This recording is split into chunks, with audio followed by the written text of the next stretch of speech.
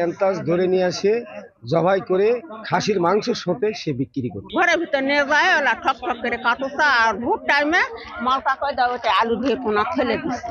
এন্তাজ নামে লোকটি এরকম কাজ করে, নিশা খায়।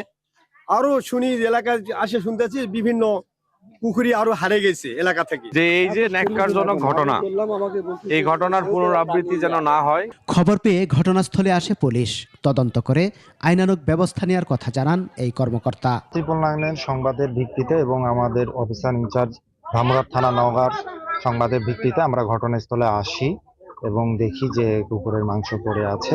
সেই মোতাবেক আমরা জব্দ তালিকা প্রস্তুত করি এবং তদন্তপূর্বক যে আইনের ব্যবস্থা নেওয়া উচিত সে অনুযায়ী আমরা ব্যবস্থা নেব। ঘটনায় জড়িতদের আইনের আওতায় আনার দাবি স্থানীয়দের।